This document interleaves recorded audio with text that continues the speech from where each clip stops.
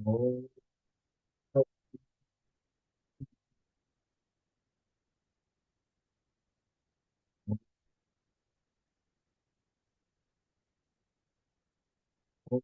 सहना भवतु सहनौ भुनक्तु सह वीर्यं करवावहै तेजस्विनावधीतमस्तु मा विद्विषावहै।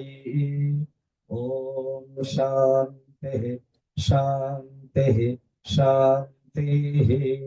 गुरुर्ब्रह्मा गुरुर्विष्णु गुरुर्देवो महेश्वरः गुरुरेव परं ब्रह्म तस्मै श्री गुरवे नमः। समस्त जन कल्याणे निरतं करुणामयं नमामि चिन्मयं देवं सद्गुरुं ब्रह्मविद्वरं सद्गुरुं ब्रह्मविद्वरं। जगत के नाथ जगन्नाथ महाप्रभु शब्द ब्रह्म स्वरूप बलभद्र, सुभद्रा माता, सुदर्शन चक्र। एक मंगलाचरण श्लोक है, बड़ा प्रसिद्ध श्लोक है, मेरे बाद आप गाइएगा। स्टार्टिंग में ही है, नीलाचल निवासाय नित्याय परमात्मने बलभद्र सुभद्राभ्याम जगन्नाथाय ते नमः।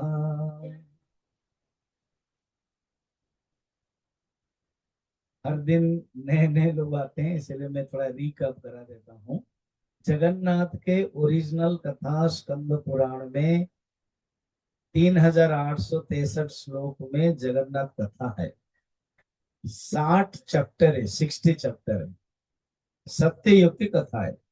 स्वयंभू मनवंतर, मनवंतर माने मनु के कार्यकाल में जो चलता है। मनु के एक कार्यकाल में 71 चतुर्युग है। अभी सातवां मनवंतर वैवस्वत मनवंतर चल रहा है। पहला जो मनवंतर है उसमें एक राजा थे, वो है इंद्रद्युम्न। कल तक हम लोगों ने कथा ये देखा था कि माता लक्ष्मी यमराज और ब्रह्मा को समझाया था, एक ये जो नीलाचल में भगवान विष्णु रूप है वो अदृश्य हो जाएंगे। और एक दारू श्लोक भी है, आप देखना, 4 नंबर श्लोक में, एक दारू समुत्पन्न है। एक दारू आएगा, दारू माने लकड़ी।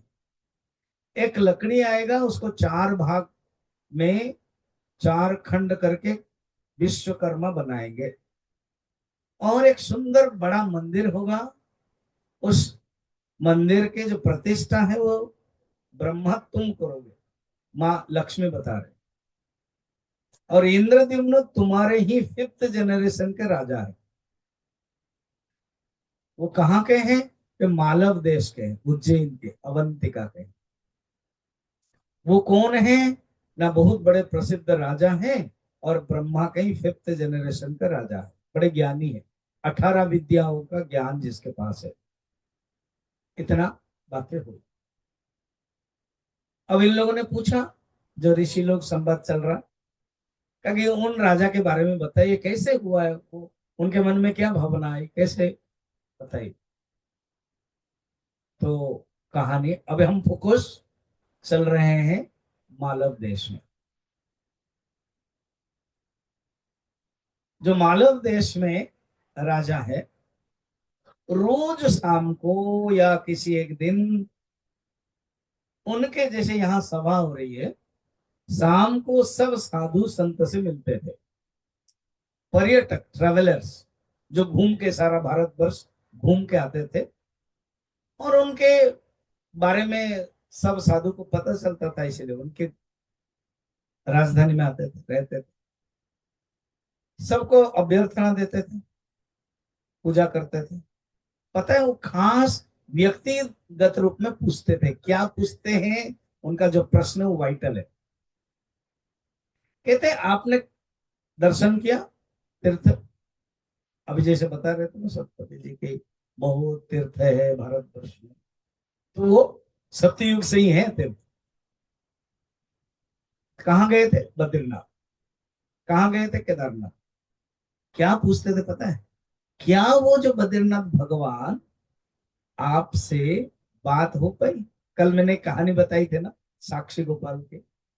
मूर्ति अगर बोलती है तो मूर्ति चल सकती है।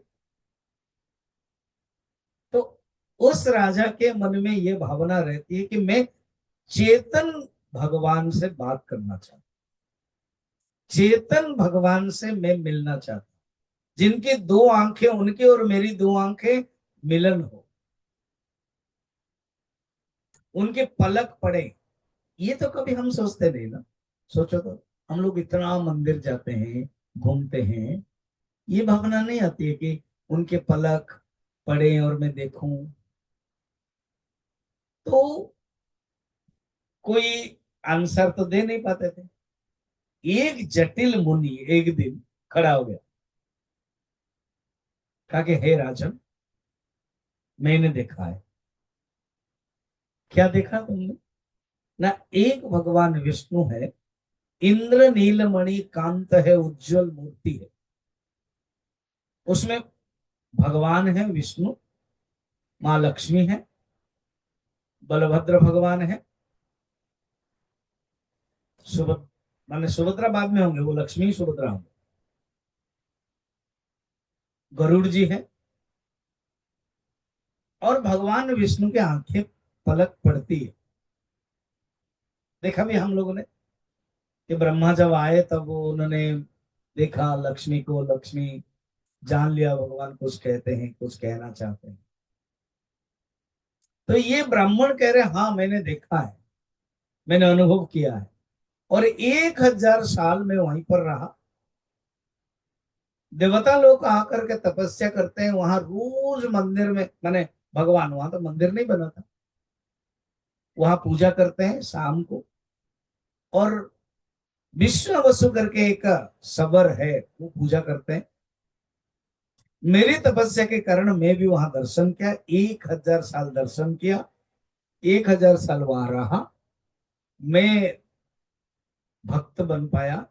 ऐसे भगवान है कहा? नीलाचल में, जो जीवंत है। तो ऐसे सुनते ही इंद्रद्युम्न राजा आंखें बंद हो गई। वो तो सिंहासन में बैठे थे, या ये जटिल जो मुनि है वो खड़ा होकर के बोला, और सब लोग सुन रहे थे। नीलाचल पर्वत है, सुंदर है, सबके सुनते सुनते आंखें बंद हो गई। तो जानबूझ के लीला हुई, और बाद में जब राजा ने आंख खोला, वो है ही नहीं दृश्य। बड़े इंटरेस्टिंग कहानी। तो पूछा गया भाई कैसे करना, क्या है? बता तो दिया था सब कुछ। उनके जो कैबिनेट मिनिस्टर है, कैबिनेट बोलते हैं, जो मंत्री परिषद, उनको बैठाया, क्या करना चाहिए बताइए। हम लोग भारत के मध्य में है अवंतिका। उन्होंने कहा कि दक्षिणस्य तीरे, पूर्व दिशा के समुद्र है महोदधि, और वहां पर समुद्र के किनारे पहाड़ है, पहाड़ में भगवान विष्णु का है, मैं दर्शन करना चाहता हूँ।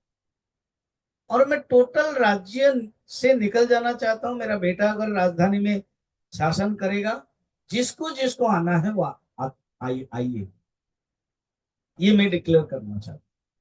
तुरंत राजपुरोहित ने कहा कि ऐसे नहीं होता है, कुछ नीति नियम है राजा को अपने राज्य छोड़ करके दूसरा राज्य में जाने के लिए।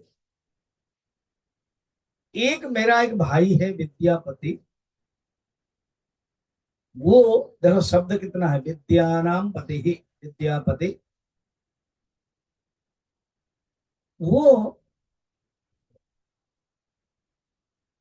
पहले जाने दीजिए, उनको देख करके आने दीजिए, उसके बाद आप जाओगे तो अच्छा। तो राजा मान गए। कहानी यहां तक आप सुन रहे हो। जो श्लोक नंबर है हम लोग पढ़ेंगे, 8 नंबर है, ये विद्यापति की भावना है। विद्यापति की जो चूज किया गया है उनको, वो सोच रहे हैं कितना सुंदर मेरे भाग्य है कि मैं उस नीलांचल के भगवान नील माधव को देखूंगा। देखो नील माधव शब्द है। अभी मैं कंटिन्यू गया था नील माधव, तेरा प्रवचन चल रहा था। वो जो नील माधव वो बात की है। असली रूप में नील माधव जो जगन्नाथ मंदिर है, ओरिजिनली वही नील माधव भगवान विष्णु का। तो अब विद्यापति को भेजा गया, उनको एक रथ दिया गया, कुछ कर्मचारी दिए गए। अब वो आएंगे, जिस दिन वो आएंगे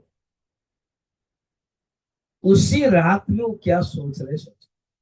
एक भक्त की भावना मैं पढ़ता हूं, आप भी मेरे बात पढ़ना।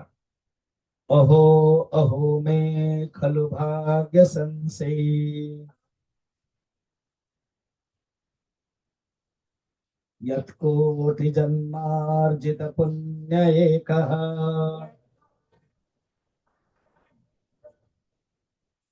सम्मुत्थितो मे खलु चर्म द्रव्याम्,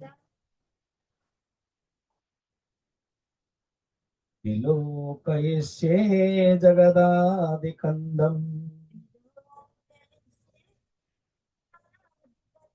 ये विद्यापति की भावना। अहो अहो, जैसे अभी आप कुंभ मेला में जा रहे हैं, बहुत लोग जाते हैं, तो उनको माइक आता है तो कभी भी मैं नहीं गया, कितना सुंदर 144 साल के बाद हुआ, मुझे स्नान इतना सुंदर हुआ। और जिसकी तबीयत खराब हुआ वो भी बताते हैं मैनेजमेंट ठीक नहीं है, वो हुआ महीने अमावस्या में गड़बड़ हुआ, भगदड़ हुआ, 20 किलोमीटर तक गाड़ी नहीं जा सकती है, ये भी बताते हैं। उसके पहले जिन लोगों ने दर्शन किया, स्नान किया, उनको अच्छा लगता है ना। वो भाग्य के ऊपर है, और भाग्य भी कर्म के ऊपर निर्भर है। कुछ कुछ नीति नियम है, मौनी अमावस्या में साधारण व्यक्ति नहीं कर सकता है, केवल साधु संत नागाओं के लिए ही वो डेट फिक्स है। अब इतने लोग आए, भगदड़ मचाया, और पहले बार ऐसे हुआ, तो उन लोगों ने नियम बनाया, ठीक है अभी जाने दो, बाहर के लोग करने दो, कमन लोग। अब हम उस नेगेटिव में ना जाते, हम अभी पॉजिटिव में जाते। जो भी कोई स्नान कर आया तो कितना भाग्य, बहुत अच्छा लग रहा है। अच्छा, मंदिर भी दर्शन करते हैं, कोई वैष्णव देवी है, केदारनाथ है, इवन जगन्नाथ पुरी भी दर्शन करते हैं। इतना सुंदर भव्य मूर्ति है, दर्शन किया। वो विद्यापति रात में सोच रहे, अहो अहो में खलु भाग्य तंसी, अर्थात मेरा कितना भाग्य है ना। अहो मैंने वाह, क्या बता इंडीड इंग्लिश, कितना मेरे भाग्य है क्या। पूर्व में मैंने जरूर कुछ कर्म किया था। यत्कर्म यत्कोटि जन्मार्जित पुण्य एक, मैं पूर्व में जरूर अच्छा कर्म किया था, उस कर्म के कारण मुझे ये फल मिल गया।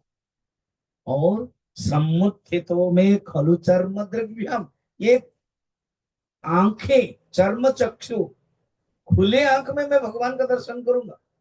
जो भगवान का दर्शन खुद भगवान कृष्ण अर्जुन को गीता में कह देते नहीं, संभव नहीं है, तुम ये चर्म चक्षु में नहीं देख सकते हो, दिव्य चक्षु ददामि थे, मैं तुझे दिव्य चक्षु दे रहा हूं।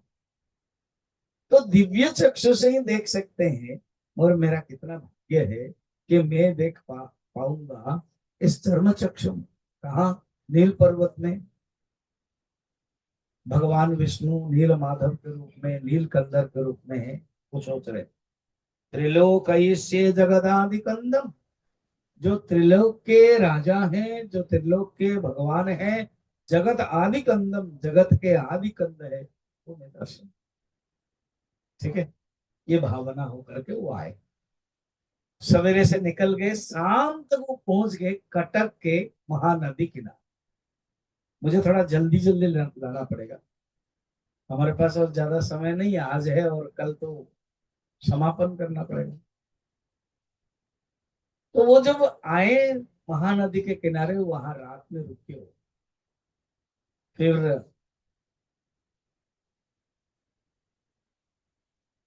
चर्चिका देवी, भुवनेश्वर एकाम्र कानन आदि सब दर्शन करने के बाद वो नीलाचल पर्वत, जो अभी जगन्नाथ मंदिर है, ओके, वही, वहां पर पहाड़ था, जंगल था, घना जंगल, आनंद, वहां वो अंदर घुसे। जब अंदर घुसे तो वो उनको बहुत अच्छा लगा। सोचा कि कौन क्या मिलेंगे, तो एक सवर है, उनका नाम है, वो अधिपति सवर के नायक है, सवर के लीडर है विश्वावसु। वो मिले। विश्वावसु जब मिले, उन्होंने पूछा कि आप है कौन? ताकि मैं, मेरा नाम विद्यापति, मैं पुरोहित हूँ, मालव देश के जो राजा है इंद्रद्युम्न, उनका मैं पुरोहित का भाई हूँ, मुझे भेजा गया है, मैं दर्शन करना चाहता हूँ। बस विश्वावसु को दुख लगा, आंख बंद हो गई, आंखों थोड़े से छल छल हो गई, क्योंकि उन्होंने जनश्रुति आकाशवाणी सुन ली थी, जिस दिन एक ब्राह्मण आएगा और दर्शन करेगा, उसके बाद भगवान अदृश्य हो जाएंगे। वहां के जो राजा वो आएंगे, और मगर अदृश्य भगवान को देख नहीं पाएंगे। ब्रह्मा और नारद जी के कारण वो अश्वमेध यज्ञ करेंगे, और भगवान खुद चार मूर्ति बनकर आएंगे। उनको सब पता था।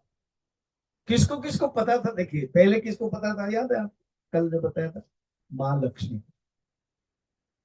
और खुद भगवान को पता है, भगवान ही तो सब कुछ है, भगवान के बिना कुछ भी नहीं होता। उनको पता है, उनकी जो शक्ति है, प्रकृति है, उनको पता है। उनको, उन्होंने ब्रह्मा को बताया, ब्रह्मा को पता नहीं, अभी ब्रह्मा को पता लगा, यमराज को भी पता नहीं है, मगर विश्वामित्र को पता है। वो रोज पूजा करता था, रोज शाम को जाता था। अब जब ये सुना है कि विद्यापति को देखा, उनके मन में आया क्या, देखिए, अब ये शाम का समय है, इनको मैं दिखाऊं, भगवान अदृश्य हो जाएगा, क्योंकि एक ही मात्र ये अधिकारी है भगवान को पूजा करने। अब ये छूट जाएगा, भगवान ही अदृश्य हो गए, तो यहाँ रह के फायदा क्या है?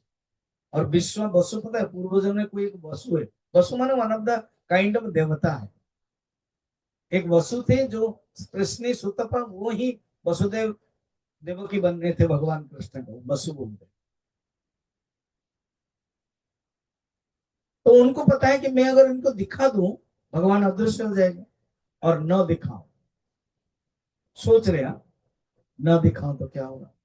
तो न दिखाऊं तो वो गलत होगा, क्योंकि एक ब्राह्मण आए इतना दूर से, ब्राह्मण का अभिशाप भी हो सकता है, ब्राह्मण का नाराज भी हो सकता है, इसलिए वो ठीक नहीं रहेगा। दिखा न दिखाने का तो प्रश्न नहीं उठता, इसलिए उन्होंने सच सच बताया कि ये बात है, मैंने सुनी है, चलिए मैं आपको दिखाता हूँ। अब वो दिखाया, जंगल है, चल नहीं पा रहे थे, सांझ हो गया था, हाथ पकड़ करके पूरे पहाड़ के ऊपर लेके गए, तो वहां देखा कि ठहरो ठहरो ठहरो, क्या, छिप जाओ।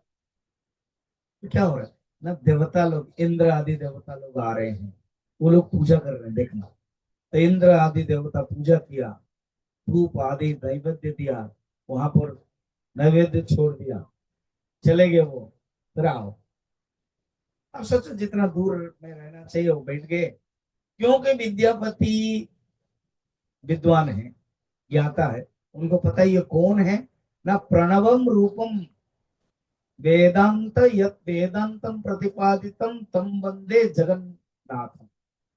जो वेदांत में, मैं कल मैंने बताया था, कल परसों 2 दिन, जो उपनिषद है, जो ज्ञान तत्व है, जो निर्गुण निराकार ब्रह्म है, वो ही ब्रह्म आज आदिकंद रूप में, विष्णु के रूप में है, उनको जगन्नाथ के रूप में वो प्रणाम कर, और उन्हें वहां बैठ करके चिंतन किया, जप किया, प्रणव रूपम, क्या, ओम, प्रणव मैंने ओम, ओम ओम जप किया। मैंने आपको बताया था ना, अभी मैं 15 दिन सूरत में गया था, वहां मौन आश्रम में, वहां केवल जप किया जाता है, यही, ओम या हरिओम, ओम या हरिओम, हरिओम। विद्यापति ने जगन्नाथ को देखा। जगन्नाथ माने दारू वाला नहीं, दारू तो बाद में होगा, भगवान विष्णु को। उनका नाम भी जगन्नाथ ही, पतित पावन पुरुषोत्तम। तो मुख्यतः समझने के लिए नीलमार्ग, विष्णु रूप, उनको देखा। और इसी बीच में विश्व विश्व क्या कर रहे हैं, वो सब प्रसाद जो है इंद्र लेकर आए थे, देवता लोग स्वर्ग का, वो सब छोड़ देते, उनको जरूरत नहीं पड़ता, ये इकट्ठा कर रहे हैं, इकट्ठा कर लिया और ये ध्यान कर रहे हैं। संध्या का समय आगे है, अब ये उठ गए। अच्छा, उन्होंने स्नान भी किया, रोहिणी कुंड में विद्यापति ने स्नान किया, स्नान किया और जप किया, दर्शन किया, स्तुति भी किया, उसमें स्तुति वर्णन है, स्तुति कर लिया। उसके बाद वो लेके आए, कहा कि अभी रात में रुकना नहीं चाहिए, यहाँ बाघ है, हिंस है, सब चीज है, इसलिए चलाओ। दोनों आ गए। देखो कोई भी आता है, किसी को अतिथि और ब्राह्मण भी है, भोजन तो देना है। पहले भोजन के लिए पूछा था, उन्होंने मना किया था, नहीं मैं दर्शन करना चाहता। अब तो प्रसाद मिला हुआ है, तो उन्होंने उनको बैठाया और प्रसाद जो इंद्र प्रदत्त भगवान को जो दिया गया था वो दिया, बहुत सुस्वादु है। उन्होंने कहा कि मैं, देखिए मैं मालव देश के राजा के मंत्री परिषद में हूं, और जो राजा है बहुत प्रसिद्ध है, वो हर 15 दिन, एक महीना में, एकादशी आदि द्वादशी में सब साधु संत ब्राह्मण को भोजन देते हैं और अनेक भोग कराते हैं, सुस्वादु कराते हैं। अरे इतने सुस्वादु स्वादु भोजन मैंने कभी नहीं देखा। कहते यही तो है इंद्र है स्वर्ग का। कहते आपको पता है मेरे एज कितना है? ईश्वर से बोल, हम लोग यहाँ भोजन बनाते नहीं है, पाक नहीं करते, खाना बनाते नहीं। रोज मैं जाता हूँ, लेके आता हूँ, सबको दे देता हूँ। जो यहाँ पर जो हम लोग है वो रहते हैं, वो मेरे उम्र है, मेरे आयु 10,000 साल। ये सब कहानी में, कथा में है। 10,000 साल मेरे आयु है। वो आश्चर्य हो गए, रात में रुके। ठीक है, यहीं पर कथा के रूप में आजकल सब इधर उधर सब टीवी में देते हैं। क्या है कि एक विश्व के एक लड़की थी, उसका नाम है मालती ना, फिर वो बांध करके लेके गए और ये चलाते सोरसो ले लिया था, वो हो गया था। ये सब कहानी है, रोमांटिक कहानी करना पड़ता है ना, तभी प्रचार होगा। यहाँ डायरेक्ट है, कुछ नहीं ऐसे विश्व को लड़की का नाम है मालती है, ऐसे है, वो कुछ नहीं लिखा हुआ है। और एक रात रुके और नेक्स्ट डे चले गए, वो शादी कैसे हो जाएगी तुरंत? और वो ऑलरेडी वो ब्राह्मण है, शादीशुदा थे पहले। जो भी हम कुछ कहानी बना रहे हैं ना, शास्त्र के अनुसार। अच्छा दिन, सोए दिन कि आप सो जाइए, सवेरे सवेरे अगेन दर्शन करने के लिए गए। वहां स्नान किया होगा जो दर्शन किया। फिर महोदधि गए, महोदधि माने समुद्र, वहां भी। फिर रथ तो था ही, चला है। अब इन्होंने, विश्वावसु को पता था कि राजा तो दर्शन नहीं कर पाएंगे, उसको देना चाहिए कोई जब जाता है। तो भगवान विष्णु के सुंदर माला पहनाई गई थी, वो लोग देवता लोग आकर के माला देते थे। ये अधिकारी है, इसलिए माला को उतारा। तुलसी माला है, फूल माला है, पद्म फूल के, कभी भी मुरस्त नहीं है, और इतना सुंदर महक हो रहा है। उस माला को अच्छी तरह से रखा और उसी रास्ता में कटक भुवनेश्वर आदि होकर के पहुंच गए। अब राजा इंतजार कर रहे थे, कब आएगा ये विद्यापति, दर्शन करके खबर देगा। जब खबर दिया दिया कि विद्यापति आएगा, बहुत खुश हो गए और अपने राज सिंहासन में बैठ गए। बाकी सब लोग भी बैठ गए और बैठ करके उन्होंने बोला कि बताओ। तो विद्यापति जो माला लेके आए थे, वो माला राजा को पहना दिया। उस माला को पहन करके अनुभव किया कि मैंने विष्णु का ही दर्शन कर लिया, कारण भगवान विष्णु ने पहना। उस माला को प्रणाम कर रहे हो, जो श्लोक नंबर 9 है, 8 है, 9 है, उस 9 श्लोक नंबर 9 में है, माला को प्रणाम करते हैं। माला लिखा हुआ है ना, माला मुकुंद शिरसो नो पापम प्रमोद,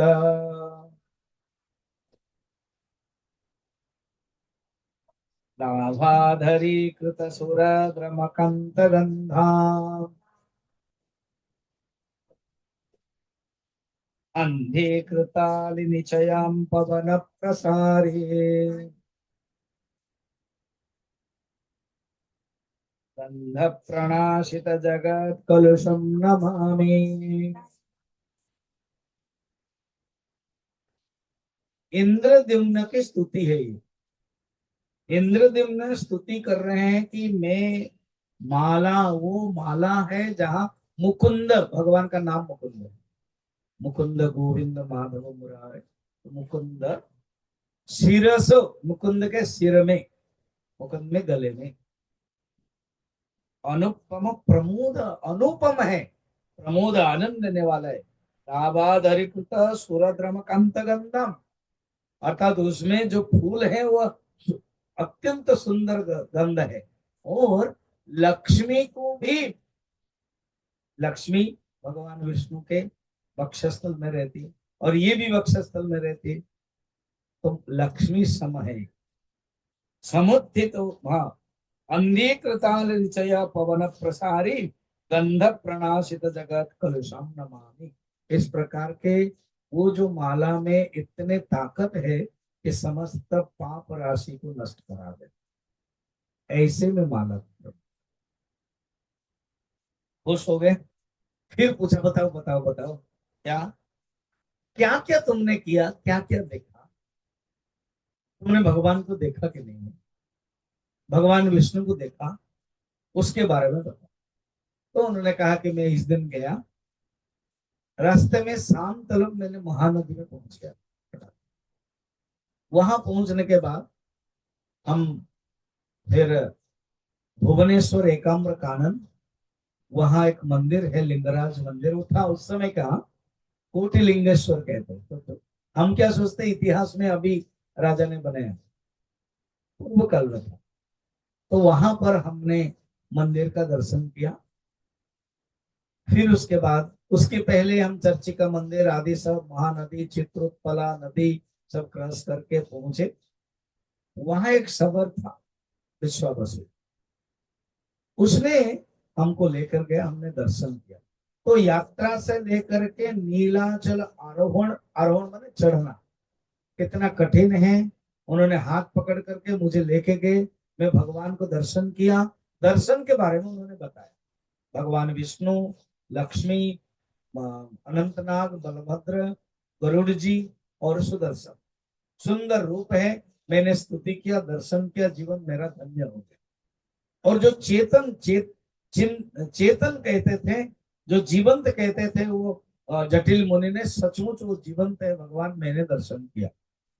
उनकी स्मित हास्य, उनकी पलक पड़ना, ये सब मैंने देखा। जब बहुत खुश हो गए। फिर उसके बाद मैं रात में रुका, उनका भोजन किया, फिर सवेरे दर्शन किया, फिर वापस आया। बार बार उसको पूछते थे, पूछने के बाद में वो उसमें वर्णन है वो भगवान कैसा है।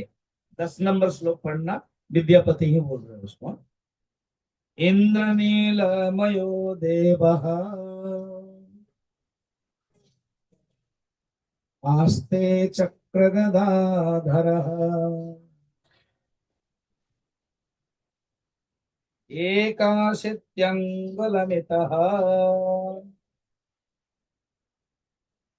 स्वर्णपद्मोपरि स्थितः।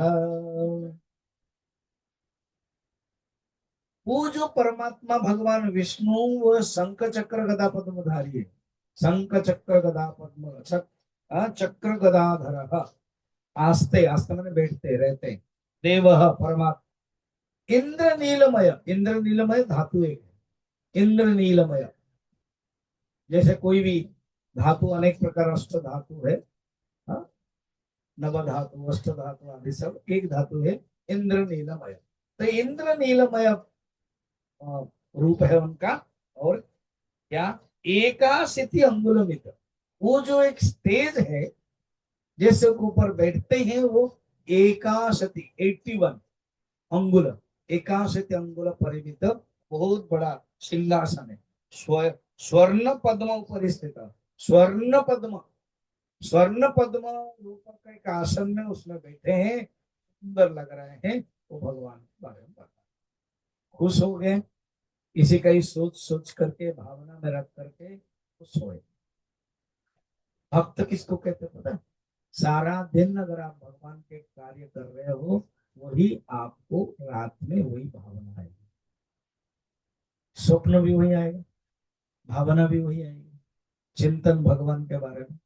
कभी कभी कोई भक्त कहता है ना कि मैंने स्वप्न देखा स्वामी जी, भगवान के बारे में, बहुत अच्छी बात।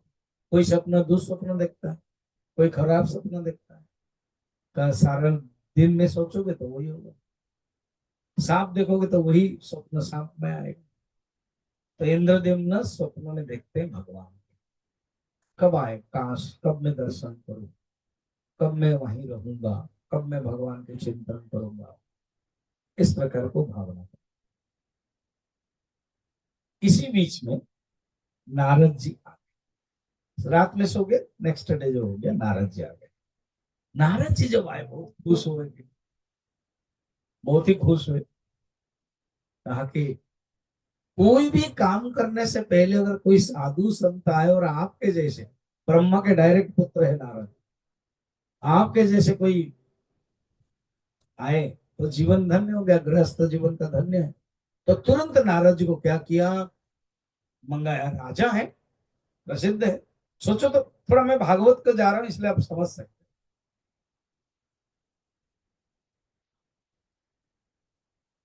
श्रुतदेव करके एक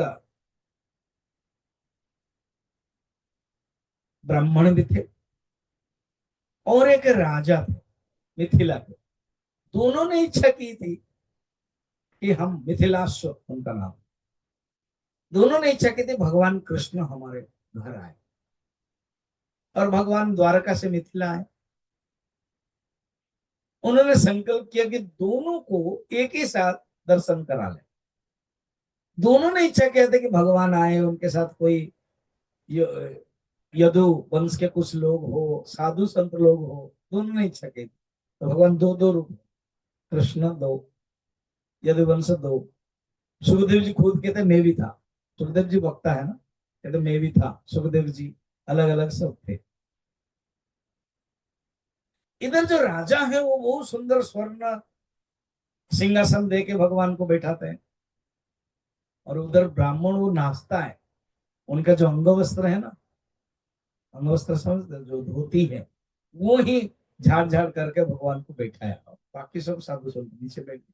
दोनों भागवत में वर्णन है। पूजा किया, उनके पास जो था वो, उन राजा के पास सब कुछ था। भगवान कृष्ण के लिए थाली मंगाए, पूजा किया। तो यहाँ पर इंद्रदेव ने नारद जी के लिए पूजा किया, थाली मंगाया, पाद पूजा किया, पूछा, खुद अपने हाथ लेकर के गोद में रखा और पूछा। उनकी आंखों से आंसू आ गई, मेरा जीवन धन्य हो गया, मैं कुछ सोच रहा हूं और आज हो रहा। सब करने के बाद बैठाया, धूप चंदन आदि दिया और कहा कि प्रभु आज ही विद्यापति आए, मैंने कल आए रेली, और मुझे सब बताया, और मेरे मन में संकल्प है कि मैं जगन्नाथ का दर्शन करूं, वहां रहूं, मैं नीलाचल पर्वत में रहूं और दर्शन करूं। आप आए अच्छे हुए। उन्होंने भी कहा बात सही है, मैं बद्रीनाथ आया था नर नारायण को दर्शन करने के लिए, मैं नर नारायण को दर्शन करने के लिए आया था। जैसे कभी कभी ऑफिस में कोई ऑफिसर कुछ काम करने के लिए आते, तुरंत फोन आता है और ऑफिस बॉस को, तुमको ऑफिस नहीं आना, तुमको उधर जाना। तो वैसे ही मुझे खबर आया, ब्रह्मा ने कहा, मेरे पिता, कि तुम अभी तुरंत अवंती का देश जाओ, अवंती का राजधानी जाओ, वहां इंद्रद्युम्न की जो इच्छा है वो पूर्ति करोगे। अर्थात ब्रह्मा ने शॉर्टकट उनको सब कुछ बता दिया। इंद्रद्युम्न इच्छा कर रहे हैं भगवान का दर्शन करने के लिए, मगर भगवान के तो अदृश्य हो जाएंगे। मगर वो यज्ञ करेंगे तो उनको बताना, ऐसे करके रहना। तो सब कुछ बता नहीं रहे नारद जी, जब जब जरूरत पड़ता है उतना ही बता रहे। कहा कि मुझे पिताजी ने भेजा है, आपकी जो इच्छा है बहुत सुंदर है। तो एक जगह विचार किया, तो अभी 11 नंबर श्लोक में है, वो कह रहे हैं, कौन, इंद्रदम्न, मैं वहां पर जाकर रह जाऊंगा। सर्वात्मानाहं यास्यामि राज्येन सुसमृद्धिना तत्रावासं करिष्यामि पुरदुर्गाणि चैव हि। पुरदुर्गाणि चैव हि, दुर्गा पूरा सब वहां जाएंगे। जिसको जिसको जाना है, ये फ्री है। तो उनके पुत्र को राज्य दे दिया। हालांकि कहा जाता है कि पुत्र भी आया था, तो इसका अर्थ है एक दो पुत्र होंगे, एक को दे दिया और एक को लेकर आए। सब लोग निकले, पंडित लोग, राज परिवार, सैनिक लोग, व्यवसाय लोग, नारी, सब लोग निकले तैयार होने के। और नारद जी ने पंजिका देखा, पत्रिका, कि एक दिन अच्छा है, उस दिन निकले। उनके भगवान के जो मूर्ति थी, विष्णु की, नरसिंह की मूर्ति है, मंदिर था, दुर्गा की मूर्ति थी, तो उसको पालिकी में बैठाएगा पहले सामने। फिर उसके बाद एक रथ में नारद जी और इंद्रदेव बैठे, पूरी भीड़ थी, सारे राजधानी ही निकल गए भगवान को दर्शन करना। कुछ लोग यहाँ रहे और कुछ गए गए। अब सोचो, भागवत में जैसे वर्णन है, भगवान ने सोचा ये मथुरा में रहने के कारण जरासंध क्या कर रहा है, आक्रमण कर रहा है। 16 बार आक्रमण किया।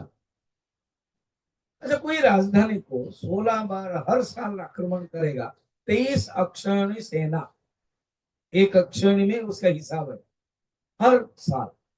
भगवान का ये लोग सुख शांति में नहीं रह सकते, और मुझे लीला भी करनी है। भगवान को 100 साल और लीला करनी है। अभी भगवान सिर्फ 12 साल हुआ है, 16 बार वो किया है। किसी किसी साल में दो दो बार कर दिया उसने। भगवान को 25 साल हुआ। तो भगवान ने क्या किया, बलराम जी को कहा और द्वारका में बना दिया। वैसे ही इन्होंने सोचा, वहां तो भगवान है, यहाँ राजा ने सोचा कैसे करेंगे। अब नारद जी भी है, विद्यापति है। नारद जी सब जानते हैं, सर्वज्ञ। विद्यापति अभी अभी आए हैं ब्राह्मण के रूप में, सब जानते हैं। गए, आए वहां, मध्य प्रदेश से शुरू हो गया। एक रात में महानदी में रुके। तुरंत रात में जब रुके, टेंट लग गया। जैसे अभी हमारा प्रयाग कुंभ मेला में टेंट लगा था, सोचो इस प्रकार का टेंट लग गया।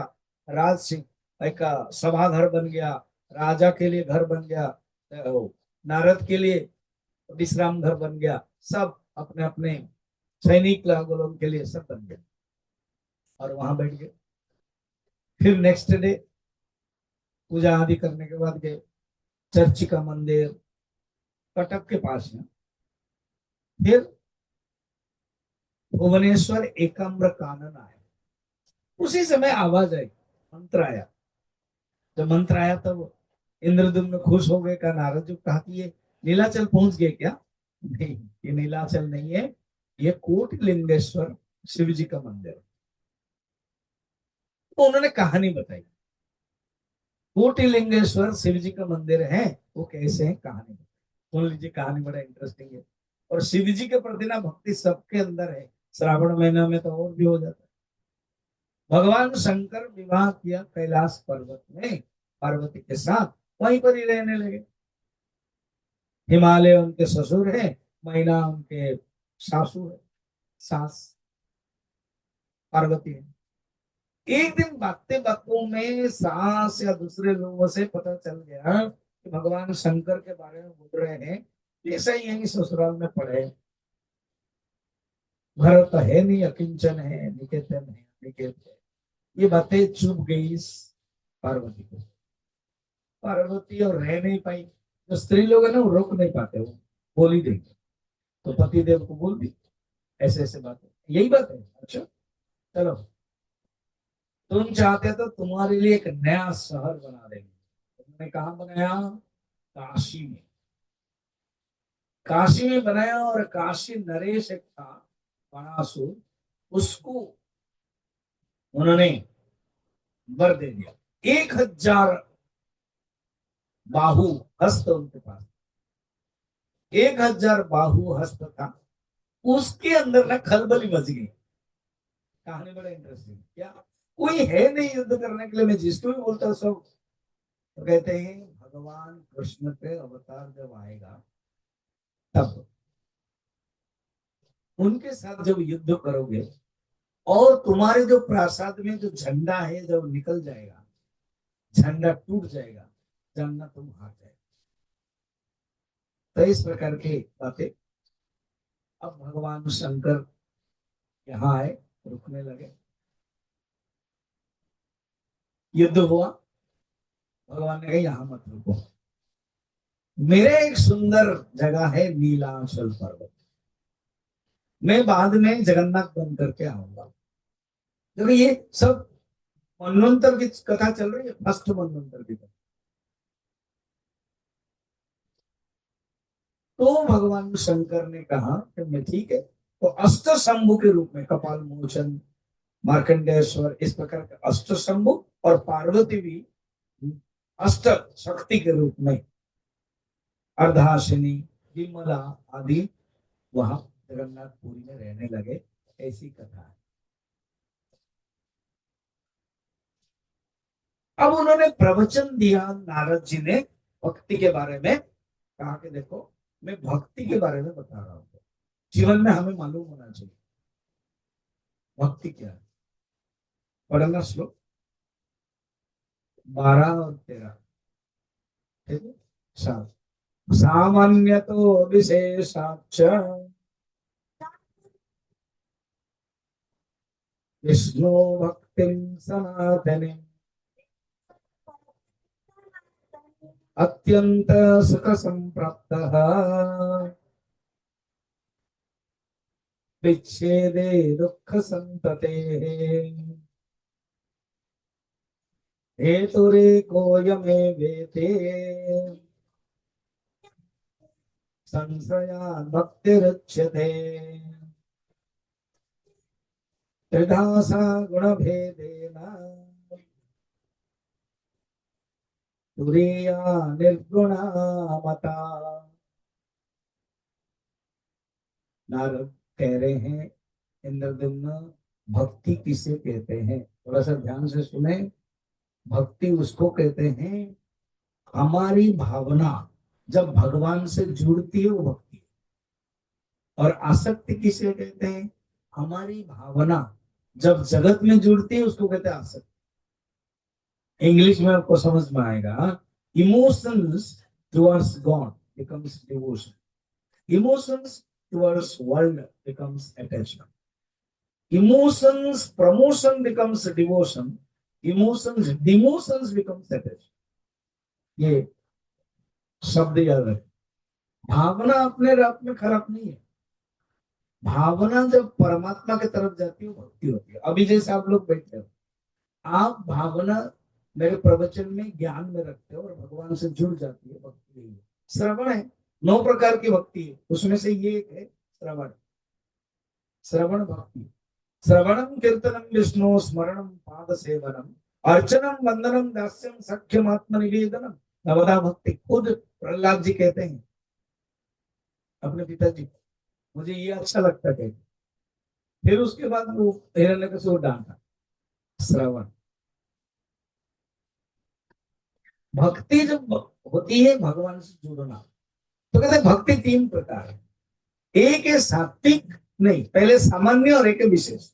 सामान्य तीन प्रकार, विशेष तो एक ही है। सामान्य तीन प्रकार है। सामान्य भक्ति क्या है ना, जो होता है तामसिक भक्ति, राजसिक भक्ति, सात्विक भक्ति, ये है सामान्य। तामसिक भक्ति क्या है कि जबरदस्त चाह, इच्छा नहीं है मगर करना, वो है तामसिक भक्ति। काम क्रोध आदि से करना, वो है तामसिक भक्ति। काम क्रोध से अभिमुक्त होकर के अपनी लाभ के चिंता से करना भक्ति।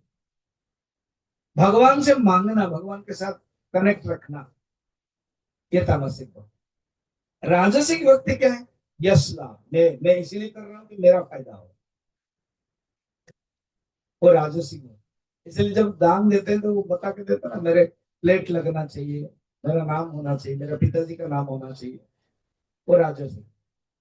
सात्विक भक्ति कौन क्या है, नारद जी कहते हैं ज्ञान प्राप्त करने के लिए इच्छा, हे भगवान मुझे कब ज्ञान मिलेगा, ज्ञान प्राप्त्यर्थम या भक्ति, वो सात्विक भक्ति। और निर्गुण भक्ति वो विशेष, निर्गुण भक्ति वो विशेष भक्ति क्या है ना, कि और कुछ इच्छा नहीं है, केवल परमात्मा को प्यार करना। हेतु रेको यमो वेदे संश्रया भक्ति लक्ष्यते त्रिधासा गुण भेदेना। ये गुण के कारण, तामसिक गुण के कारण तामसिक भक्ति, राजसिक गुण के कारण राजसिक भक्ति, सात्विक गुण के कारण सात्विक। तीन प्रकार की भक्ति है। और हाईएस्ट भक्ति, अत्यंत अद्वैत भक्ति, निर्गुण भक्ति, भागवत में उसको अद्वैत भक्ति कहते हैं और यहाँ पर उसको निर्गुण भक्ति कहते हैं, वो हाईएस्ट है, विशेष भक्ति। और नारद जी बताने के बाद कहते हैं इंद्रदेव बात बताओ, तुम्हारे अंदर वो निर्गुण भक्ति, जैसे सुखदेव जी बताते हैं परीक्षित तुम परम भक्त हो। आपको पता है ना कि उद्धव जी जब रानिया भगवान कृष्ण जब शरीर त्याग कर दिए, कालिंदी एक यमुना नदी खुश थी, वो चतुर्थ रानी है। बाकी जो अष्ट रानी वो सब अपना शरीर त्याग कर लिया, एक ही बच गई और वो मथुरा में है। और 16,108, कहीं 16,108, कहीं 16,100 या तो 16,000 खाली, ये सब रानियां है। उन्होंने पूछा कालिंदी दीदी है, बड़ी है, आप इतने खुश कैसे भगवान के विरह के बारे में। कहते मुझे विरह नहीं लग रहा है, मैं रोज हर क्षण अनुभव करती हूँ भगवान मेरे हृदय में है, भगवान चारों तरफ है, भगवान यहीं रहते हैं। और तुम लोग भागवत सुनोगे, भगवान की कथा, जो भगवान ने भागवत में ही अर्णव में घुस गए हैं, कलयुग आ गया है, मगर भागवत सुनोगे तो तुम्हें वो अनुभव होगा। ना कौन बताएंगे, ना उद्धव। भगवान ने उनको उद्धव को ही सिखाया है, उद्धव बद्रीनाथ में, मगर पता है उन्होंने एक पण किया है, हर गुल्म में, हर औषध में, हर मूल में, तरु में उद्धव जी है। अगर कीर्तन करेंगे, भगवान का नाम लेंगे, वो प्रकट हो जाए और तुम उनसे भागवत सुन सकते हो। तो सब लोगों ने कीर्तन किया। बद्रनाथ था अनिरुद्ध का बेटा, राजा था मथुरा को, कीर्तन किए, भगवान उद्धव जी प्रकट हो गए। लेकिन मैं भागवत तो बोलूंगा, तो ये डिटेल और भी सुनना चाहता तो बाद में नोएडा में आ जाना, 37 चिन्ह मिशन, मार्च 1 से 7। मैंने देखा कि स्वामी जी ने लिखा शाम को 5 बजे से 8 बजे, 3 घंटे नोटिस आया, 5 बजे, तो आप सुन सकते हो मार्च 1 से 7।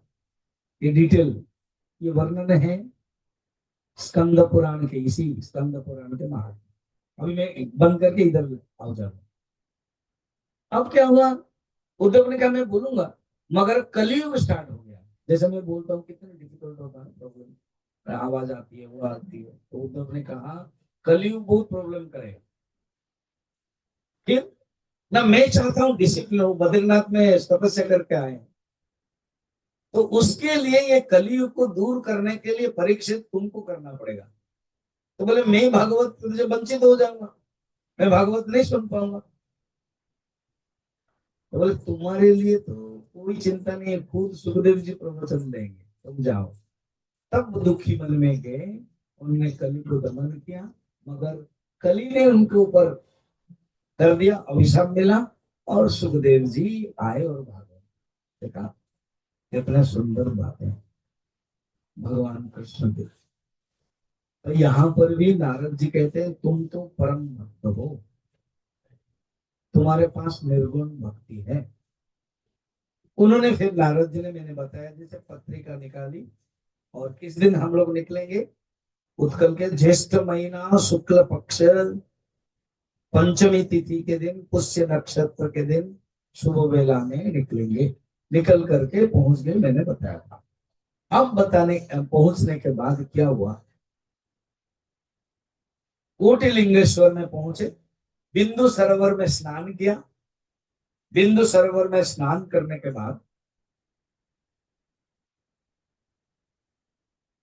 उसी समय उत्कल के राजा आ गए, बड़े खुश हुए।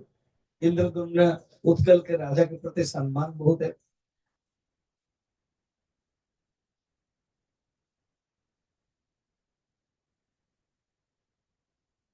सम्मान बहुत है। उन्होंने बुलाया उनको, और उन्होंने कहा कि मैंने सुना है, हाँ अभी सुन लो बातें। जिस दिन विद्यापति दर्शन करने के बाद नेक्स्ट जो सांझ को, संध्या के समय देवता लोग आए, नवम अध्याय में ही। अभी हम लोग 11 अध्याय 60 अध्याय है। आप अध्याय के बारे में, श्लोक के बारे में ज्यादा सोचो मत, कहानी सुनो। ये बहुत बार सुनना पड़ेगा तभी समझ में आएगा। उस दिन क्या हुआ, देवता एजीटी संध्या के समय आते हैं, अपना लेकर के आए, और पूजा में एक रहता है ध्यान करने का। तो जब ध्यान करने का रहा था, तो ध्यान में हवा बहुत आई। भगवान सामने है, पूजा दीप दीप आदि सब किया, और जब ध्यान करेंगे तो हवा आ गई। तो उसी समय बहुत बालू आ गए, और बालू हो गया, भगवान अदृश्य हो गए। इन लोगों ने जब आंख खोली, लगा कि भगवान नहीं।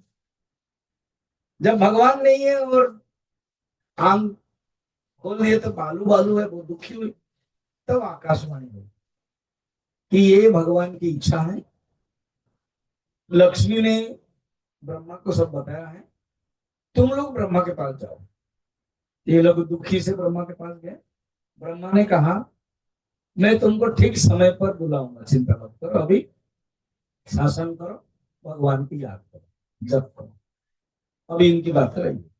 अब ये आगे उत्कल राजा ने यही बताया कि हमने सुना है नीलाचल पर्वत बालू के कारण भगवान अदृश्य हो गए, तुरंत मूर्छित हो गए। कौन? इंद्रदेव। और क्या बोल रहे हैं देखिए। पहले तो जो 14 नंबर श्लोक है ना, इंद्रदेव साधु के बारे में नारद जी की प्रशंसा कर रहे हैं। साधु संगस्तु विद्वद्भिः अववादे विनाशिनः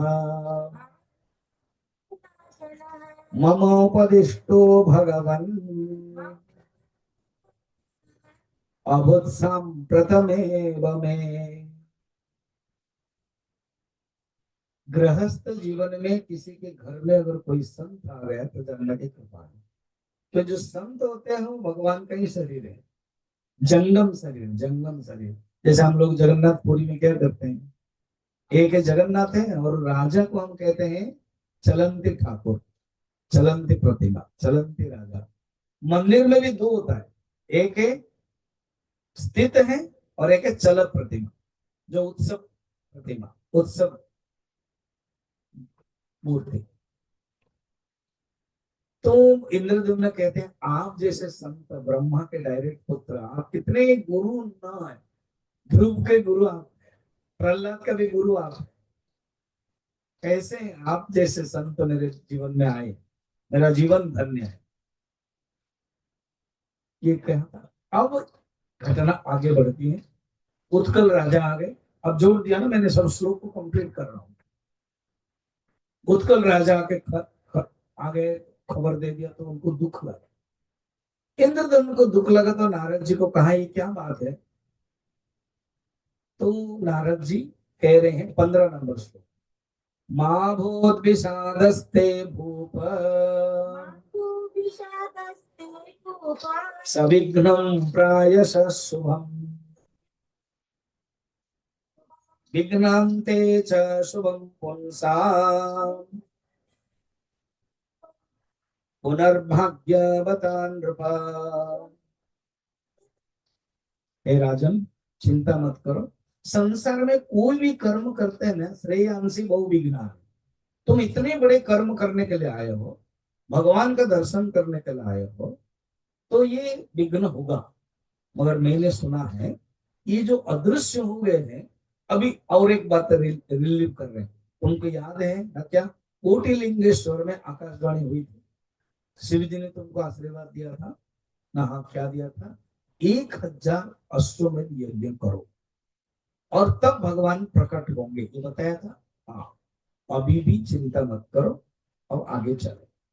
मगर दुखी हो गए, फिर खबर आ गया, तो ये वर्णन है 16 और 17 में इंद्रदम्न की जो हालत है, मूर्छित हुए, तब नारद जी ने उनको रक्षा की। उसको पढ़ते हैं, मैं इन 18 तक समापन करूंगा, 18, 19, 20, 20 तक समापन करके बंद करूंगा आज। प्राणान रक्षन् नृपते जानन् तत्र शुभायतिम् सोऽपि राजा चिरात् संज्ञा लेभे यत्नेरनुत्तमैः उत्थाय पादयो विप्राः नारदस्यात् पुनः पतत् पुनः किमकार्षं मुने पापम् कस्मिन् जन्मान्तरे दृढ़म्। अब मूर्छित जब हो गए तो नारद जी ने उनको पंखा किया। देखो, नारद जैसा ऋषि दुर्लभ है, अगर किसी को पंखा कर पा रहे हैं तो मैंने वो कितने बड़े भाग्यवान हैं। गोद में ही उनको बैठा है, शेर में पंखा किया, पानी दिया, नारद जी का कमंडल से पानी दिया और कहा कि चिंता मत करो। फिर ध्यान किया तो वो संज्ञा माने मूर्छित से पार हो, चेतना मिल गई। फिर उन्होंने प्रणाम किया, कहा कि मैंने कुछ पाप किया था क्या जीवन में कि भगवान का मैं दर्शन कर नहीं पा रहा। विद्यापति ब्राह्मण है, उन्होंने दर्शन कर पाए। कहते नहीं, चिंता मत करो, याद रखो तुमको अभी अश्वमेध यज्ञ करना। इंद्रदिम्न सइदानीम क्षेत्रे श्री पुरुषोत्तमे अश्वमेध सहस्रेषु यजन विष्णु सतिष्ठतो। ये बात ब्रह्मा ने मेरे पिता ने कहा था। क्या, तुम जाके इंद्रदेव को बोलो वो 1000 अश्वमेध यज्ञ करेंगे और उसके बाद भगवान प्रकट होंगे। बस अभी ऊपर चलो, तुम दुखी मत होना।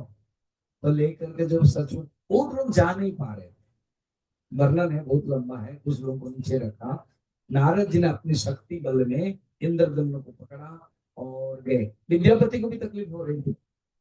अब जब ये एक आश्चर्य देखा क्या, और ऑल इन सडन स्वयं वो नृसिंह की प्रतिमा मिली। समझो, तो सचमुच ये भी क्या ये भगवान है? नहीं, ये भगवान का ही रूप है। नृसिंह भी भगवान का रूप है। जानबूझ के, क्योंकि इतने बड़े जगन्नाथ प्रभु आएंगे ये बॉडी गार्ड है, सीआईएसएफ का जैसा होता है।